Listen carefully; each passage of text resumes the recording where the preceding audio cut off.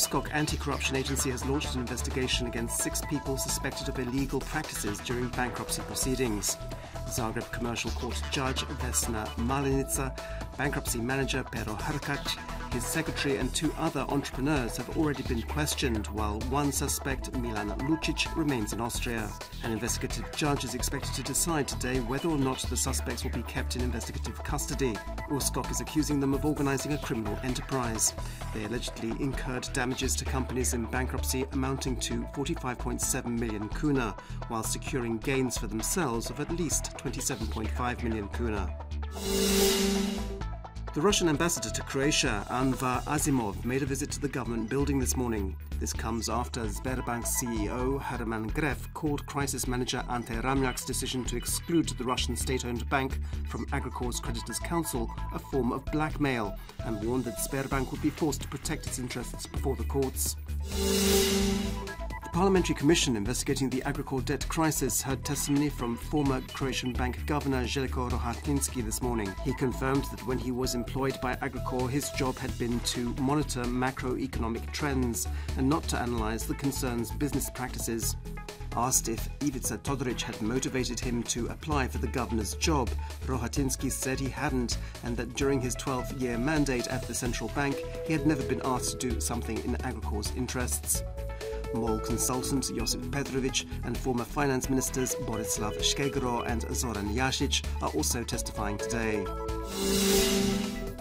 Speaking on Croatian television, both opposition Živi Zid MP Ivan Vilibor Sinčić and former Justice Minister Vesna Škare-Ožbolt commented on the limitations of the law on investigative commissions, arguing that it was time for it to be changed. As the law stands, once an official investigation is launched by state prosecutors, a parliamentary investigative commission that is working on the same case must immediately be disbanded.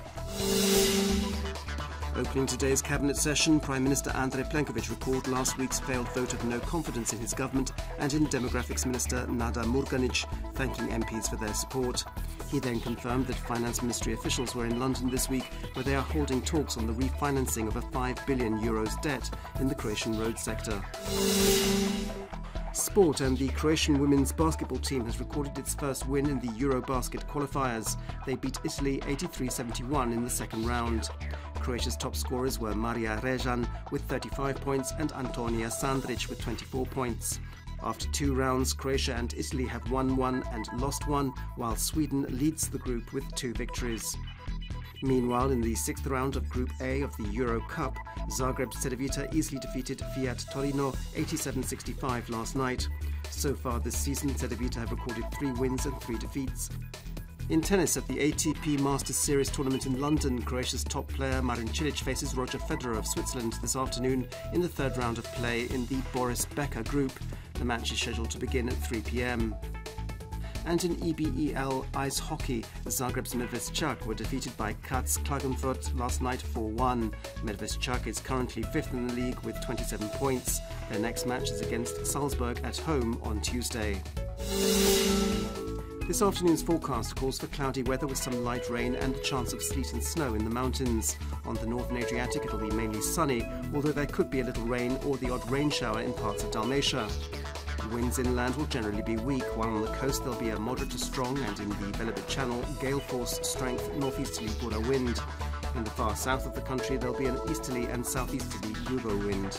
Highest daily temperatures will be between 2 and 7 degrees Celsius inland, between 12 and 17 degrees on the coast. Most inland regions will be cloudy on Friday with light rain and the chance of snow in mountainous areas. On Saturday there'll be variable cloud cover with a little rain in places, while on Sunday some snow is again likely in mountainous regions. It'll be mostly sunny on the coast on Friday. On Saturday it'll be partly sunny and mainly dry. On Sunday it'll gradually cloud over and there'll be rain in places, especially towards the end of the day. There'll be a moderate to strong northeasterly Bura wind with gale force gusts in places, while on the open seas of the Adriatic there'll be a northwesterly wind.